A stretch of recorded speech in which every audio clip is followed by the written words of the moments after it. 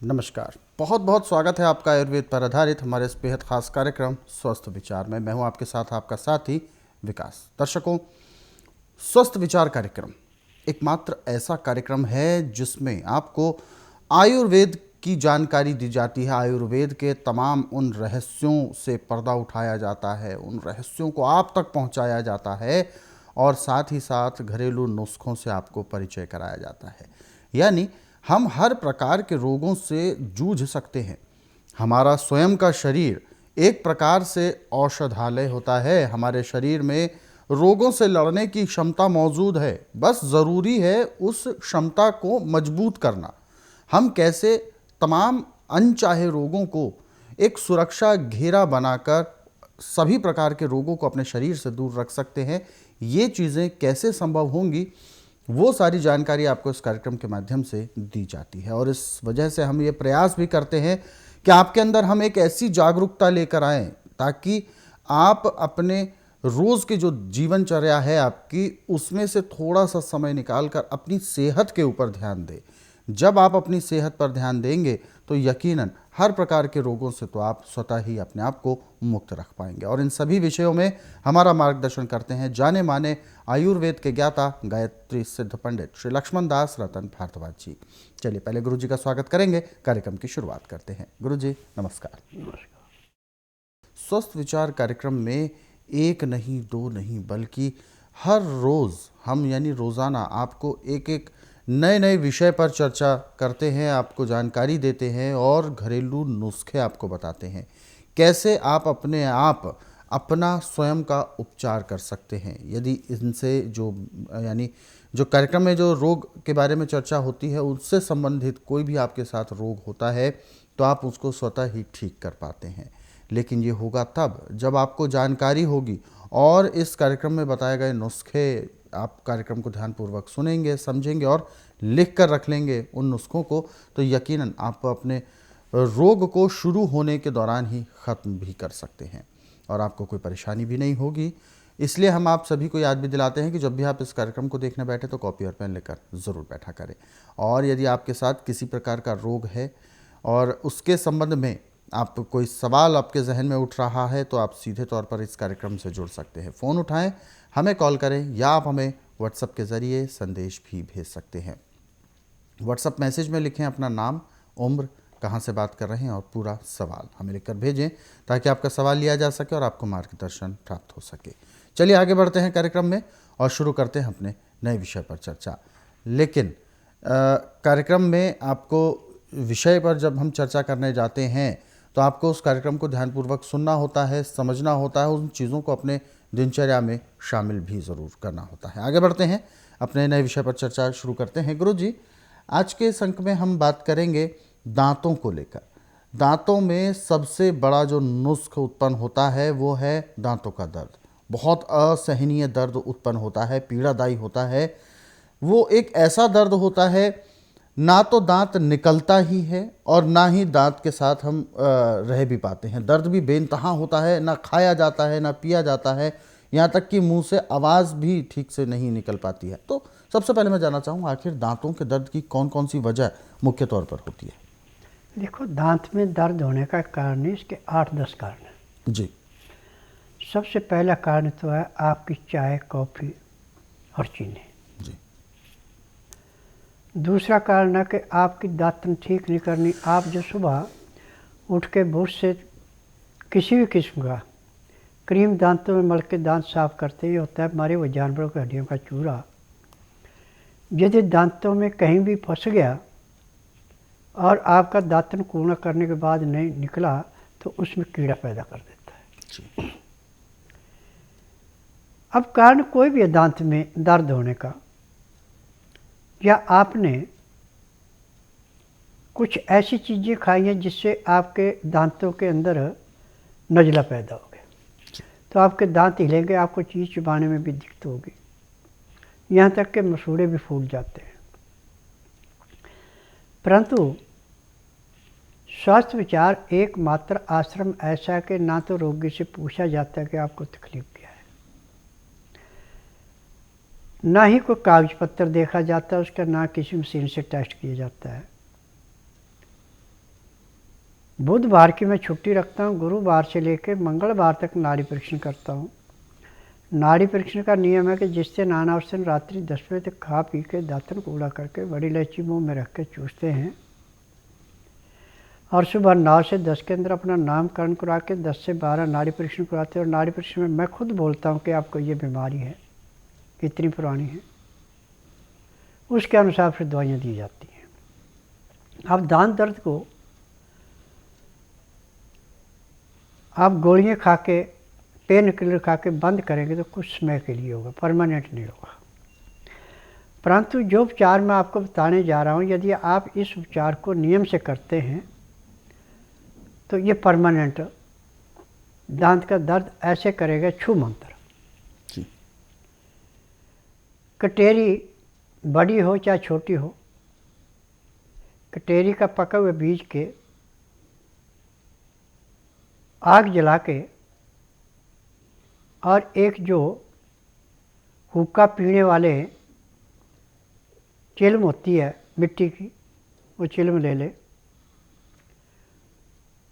उपला जला के जिसमें धुआं नहीं हो, या उस पर या लकड़ी जला के उसके अंगारों पे इसके बीज डाल दें, ऊपर से चिल्म से इसको ढक दें और मुंह से इसको धुएं को लें और मुंह में थोड़ी देर घुमाएं तो दर्द तो आपका मुंह में धुआं जाते दर्द बंद हो जाएगा। और खांसने पे यदि दांत में कीड़ा लगा तो वो भी नीचे निकल जाएगा और थोड़ी देर वो तड़फेगा, बाद में मर जाएगा। परंतु कटेरी आपके पास नहीं है तो आप बैंगन का बीज ले सकते हैं। बैंगन पकने के बाद सुखा के जो बीज बोने के लिए तैयार करते हैं वही बीज काम कर जाते हैं। इन बीजों को भी ऐसे रखना अंगारों पे जैसे आपने कटेरी के बीज रखे थे, और उसके बाद धुआं मुंह में लेके घुमा के और खांसना है। यदि दांत में कीड़ा होगा तो वो निकल जाएगा। यदि दांत के अंदर सूजन है, पस है, मसूड़े में पस है तो उसमें भी राहत मिलेगी, परंतु कुछ समय के लिए, परमानेंट नहीं है ये। अब आप दिन में 2-3 बार कर लेते हैं तो रात को आप आराम से सोएंगे, उसमें आपको तकलीफ़ नहीं होगी। इतना फ़र्क ज़रूर पड़ जाएगा। पेन किलर या थायराइड लेने की ज़रूरत नहीं है। अब इसके लिए आप मंजन बनाइए। हल्दी, काला नमक, काली मिर्च, सौंठ, माजू फल, फटकरी, ये 6 चीज़ें आप अपनी इच्छा के अनुसार 5-5 ग्राम लें, 10-10 लें, 20-20 लें, आपकी इच्छा है। इनको सबको कूट के पीस के कपड़ छान कर लें। अब इसमें आपने हरड़, भेड़ा, आंवला तीनों चीज़ें डालनी है, परंतु ये बराबर मात्रा में होगी। इनका कोई ये नहीं है कि हमने वो चीज़ें 10-10 ग्राम तो इनको भी हम 10-10 ग्राम ले, नहीं। ये आपको तीनों चीज़ें आपको 20-20 ग्राम लेनी पड़ेगी। 60 ग्राम है हरड़ के अंदर छिलका गुठली निकलेगी, उसको फेंक दो। भेड़े के अंदर गुठली निकलेगी, उसको फेंक दो। आंवले के अंदर गुठली निकलेगी, उसको फेंक दो। इसके छिलके को पीस के पाउडर बना के उसी में मिला दो। अब ये मिला करके आप कपड़ छान करके किसी भी शीशी में बंद करके रख लें और सुबह 3-4 ग्राम ले करके उसमें थोड़ा सा सरसों का तेल मिला करके, चाहे आंगुली से मालिश करें मसूड़ों पे, दांतों पे हल्के हाथ से, चाहे आप बुरश से करें। अब इसके लगाने से दांत हिलते होंगे तो मजबूत हो जाएंगे। कीड़ा लगा है तो कीड़ा मर जाएगा। और यदि आपके दांतों से खून निकलता है तो बंद हो जाएगा। परंतु इसके बाद जो आपने दातन कूड़ा करना है वो दोनों किस्म के पानी से करना है, गर्म पानी से और ठंडे पानी से। गर्म पानी के अंदर तो आपने फटकरी डालनी है, ठंडे पानी में कुछ नहीं डालना। एक बार आपने गर्म पानी से गरारा करना है, अच्छी तरह कूड़ा करना है, दूसरी बार ठंडे पानी से करना है, फिर गर्म फिर ठंडा, फिर गर्म फिर ठंडा, एक एक गिलास दोनों पानियों का आपने आधे घंटे तक एक क्रिया करनी है। तो मसूड़ों की सूजना, हिलते हुए दांतों को दोबारा मजबूत करना, मुंह के छाले और दांत का कीड़ा, सब चीज़ ऐसे ऐसे समाप्त होती है जैसे अग्नि जलती में पतंगा नष्ट होता है। परंतु अब आपको खान पान पर ध्यान देना। गुड़, शक्कर, चीनी आपने बिल्कुल प्रयोग नहीं करना। चाय कॉफ़ी का प्रयोग नहीं करना। ठंडा खाना नहीं खाना, ताज़ा खाना गर्म गर्म। लहसुन प्याज अदरक जितना मन चाहे उतना खाना कच्चा, छौंक लगा के नहीं खाना। और यदि आप इतनी मेहनत भी नहीं कर सकते हैं तो हमेशा घर में लौंग का तेल रहना चाहिए आपके पास, कम से कम 5 ग्राम।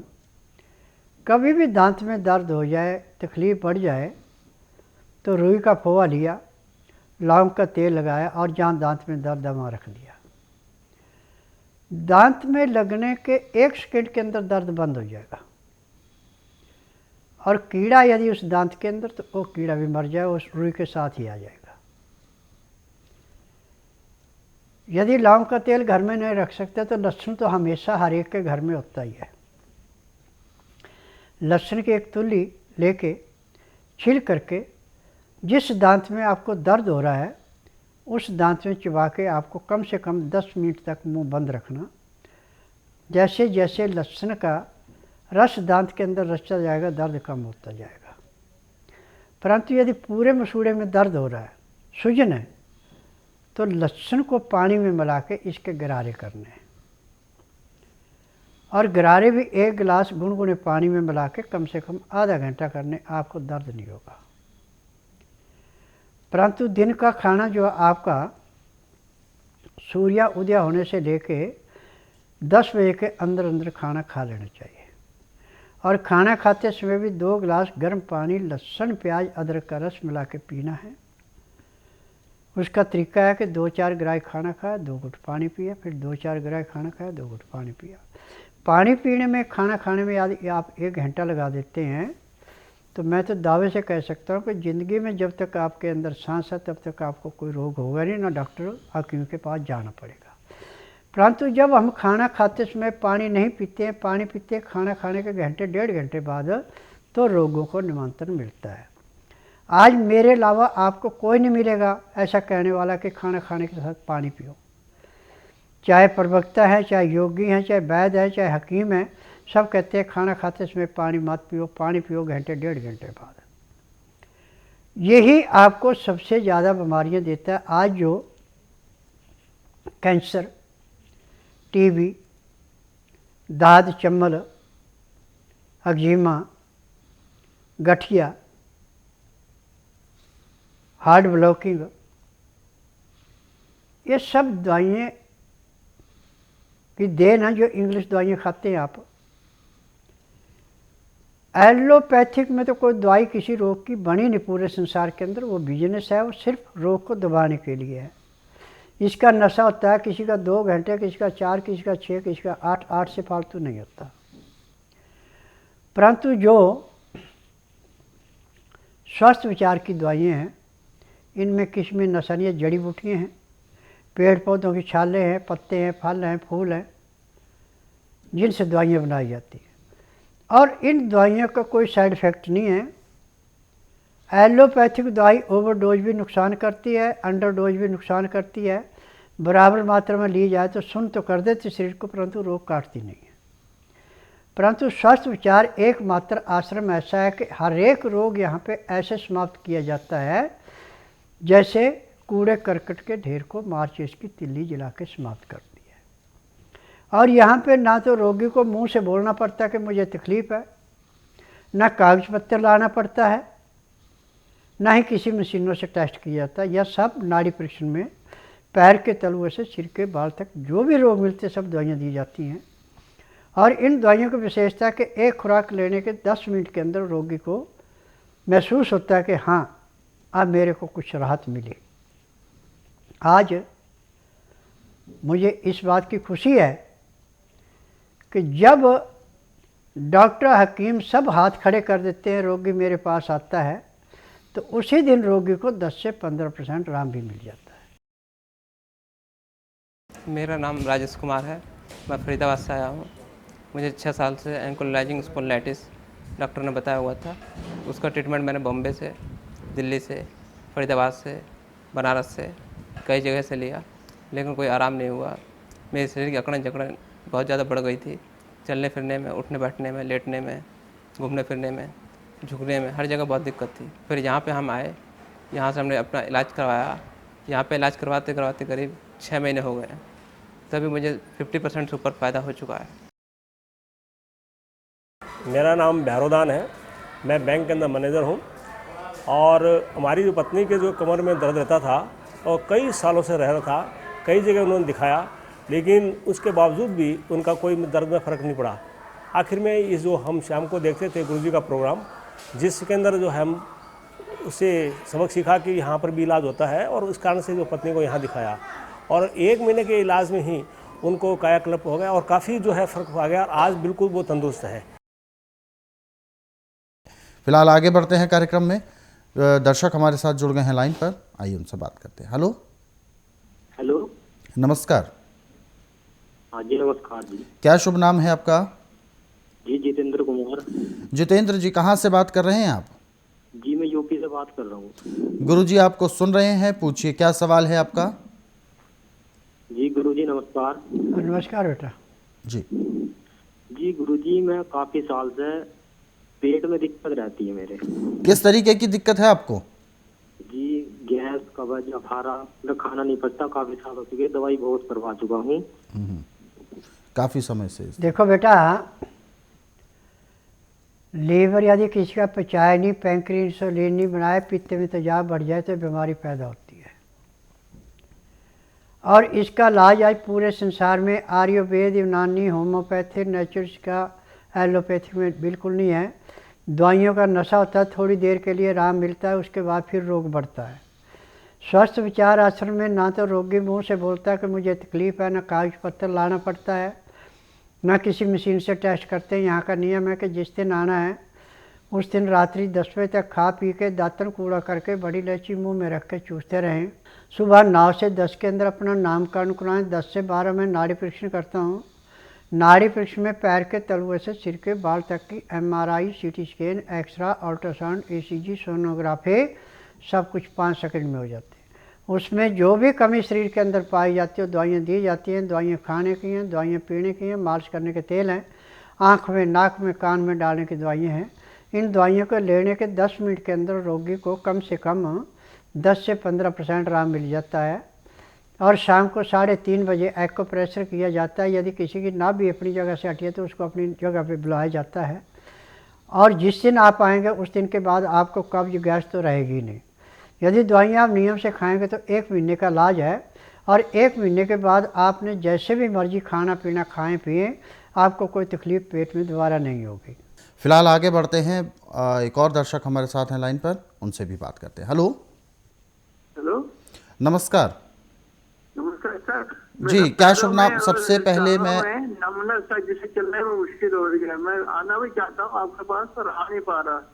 जी, इनको बहुत ज़्यादा दिक्कत है, हाथ पैरों में बिल्कुल भी जैसे ताकत नहीं है, चलने फिरने में सक्षम नहीं है। देखिए, जब एलोपैथिक दवाई ओवरडोज खाई जाती है तो नसों के अंदर सिकुड़न पैदा होती है, जिसमें खून का दौरा पूरा नहीं चलता, फिर ये रोग पैदा होता है। और इसका इलाज आज पूरे संसार में आयुर्वेद, यूनानी, होम्योपैथिक, नेचुरल्स का, एलोपैथिक में बिल्कुल नहीं है, और नशे की दवाइयाँ हैं। परंतु स्वस्थ विचार एकमात्र आश्रम ऐसा है, ना तो आपसे पूछा जाएगा आपको बीमारी क्या है, ना आपका कागज पत्र देखा जाएगा, ना मशीन से टेस्ट किया जाएगा। आपने जिस दिन आना उस दिन बुधवार नहीं होना चाहिए, गुरुवार से लेकर मंगलवार के बीच में आना। जिस दिन आना उस दिन रात्रि 10 बजे तक खा पी के दातन कूड़ा करके बड़ी इलायची मुंह में रख के चूसते रहना। सुबह 9 से 10 के अंदर अपना नामकरण कराना। 10 से 12 में नाड़ी परीक्षण करूँगा। नाड़ी परीक्षण में पैर के तलुए से सिर के बाल तक की MRI, CT scan, x-ray, ultrasound, ECG, sonography सब कुछ 5 सेकंड में हो जाएगी। फिर उसके बाद दवाइयाँ खाने की हैं, पीने की हैं, मालिश करने के तेल हैं, आँख में, नाक में, कान में डालने की दवाइयाँ हैं। यदि दवाइयाँ आप नियम से लेते हैं, मालिश करते हैं और शाम को 3:30 बजे तक रुकते हैं तो उसी दिन आपको 15 से 20% आराम मिल जाएगा और 15 दिन में आपको 50 से 60% आराम मिलेगा। महीने में आपका रोग समाप्त होगा, दवाइयाँ बंद हो जाएगी। परंतु यहाँ आने के लिए अपने साथ एक आदमी लाना पड़ेगा, क्योंकि मालिश तो यहाँ करने वाला कोई नहीं है। मालिश तो आपको अपने आदमी से ही करानी पड़ेगी। दवाइयाँ आप खाएंगे, मालिश कराएंगे तो जिस दिन आएंगे उसी दिन आपको कम से कम 20% आराम तो जरूर मिलेगा। एक और दर्शक हमारे साथ जुड़ गए हैं, आइए उनसे भी बात करते हैं। हेलो। हेलो, नमस्कार। नमस्ते गुरुजी। जी, सबसे पहले आप अपना नाम बताइए। मेरा नाम रीना मेहता है। रीना जी, कहाँ से बात कर रही हैं आप?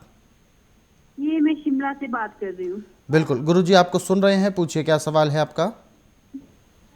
गुरुजी, मेरे ना 8 महीनों से ना गले में चुभन, ऐसा लगता है कि अंदर ना कोई मतलब नुकीली चीज है। दवाइयाँ वगैरह भी खा ली, इंडोस्कोपी भी करवा ली, पता नहीं कितने, कम से कम 10-15 डॉक्टर चेंज कर दिए, पर कोई फर्क नहीं पड़ रहा गुरुजी बोलना। देखिए बेटा, जितने डॉक्टरों के पास जाके सबके अपने अलग अलग विचार होंगे। यहाँ पे ना तो आपने मुंह से बोलना कि मुझे तकलीफ़ है और ना ही कागज पत्तर लाना है। यहाँ का नियम है कि बुधवार छोड़कर गुरुवार से लेकर मंगलवार के बीच में मेरे आश्रम में आना। जिस दिन आना उस दिन रात्रि 10 बजे तक खा पी के दातन कूड़ा करके बड़ी इलायची मुंह में रख के चूसते रहना। सुबह 9 से 10 के अंदर अपना नामकरण कराना। 10 से 12 में नाड़ी परीक्षण करूँगा। नाड़ी परीक्षण में मैं बोलूँगा कि आपको ये तकलीफ़ है, आपने कुछ नहीं बोलना। उसके बाद दवाइयाँ खाने की हैं, पीने की हैं, मालिश करने के तेल हैं, आँख में, नाक में, कान में डालने की दवाइयाँ हैं। ये नियम से दवाइयाँ लेती हैं, खाती हैं और शाम को 3:30 बजे आपको प्रेशर कराती है तो उसी दिन आप आराम से खा पी सकते हैं। आपको गले में किसी किस्म की परेशानी नहीं आएगी। आपने टीवी के माध्यम से ऐसे देखे होंगे कि जिन्होंने 6-6 महीने से खाना खाया ही नहीं, पानी, यहाँ तक कि पानी भी पीते थे वो भी उल्टी से बाहर आ जाता था। इतनी ज़बरदस्त उनके गले में तकलीफ़ें थी। परंतु यहाँ पे एक ही दिन में उन्होंने खाना पीना भी शुरू कर दिया और आज वो पूर्ण रूप से स्वस्थ है। तो बिल्कुल इस तरीके की जो समस्याएं हैं ये बिल्कुल ठीक होंगी, लेकिन इसके लिए आपको स्वस्थ विचार आश्रम आना है। अधिक जानकारी के लिए आप हेल्पलाइन नंबर्स पर कॉल कर सकते हैं। दर्शकों, हमारे इन कार्यक्रमों में आपको रोज़ाना कुछ नए नए रोगों पर चर्चा की जाती है, बताया जाता है, नुस्खे बताए जाते हैं, जिनको आप ध्यानपूर्वक सुनते हैं, समझते हैं, याद रखते हैं तो आपके जीवन में ये नुस्खे काम आते हैं। ऐसे ही तमाम जो कार्यक्रम हैं हमारे, इनको यदि आप अपने सरल सुविधाजनक समय पर देखना चाहते हैं तो YouTube के ज़रिए देख सकते हैं। हमारा YouTube चैनल स्वस्थ विचार सेहत की बात, इस YouTube चैनल को आप सर्च करें, सब्सक्राइब करें और इन कार्यक्रमों को ज़रूरतमंदों तक शेयर ज़रूर करें। फिलहाल कार्यक्रम में वक्त इशारा कर रहा है विराम देने का। गुरुजी, आपने अपना कीमती मार्गदर्शन दिया, आपका बहुत बहुत धन्यवाद। नमस्कार। दर्शकों, आज के इस विशेष कार्यक्रम में बस इतना ही। आप सभी लोग स्वस्थ रहें, निरोगी रहें, इन्हीं शुभकामनाओं के साथ हम आपसे लेंगे इजाज़त। अगले अंक में आपसे फिर होगी मुलाकात एक नए विषय के साथ। तब तक के लिए मुझे दीजिए आज्ञा। नमस्कार।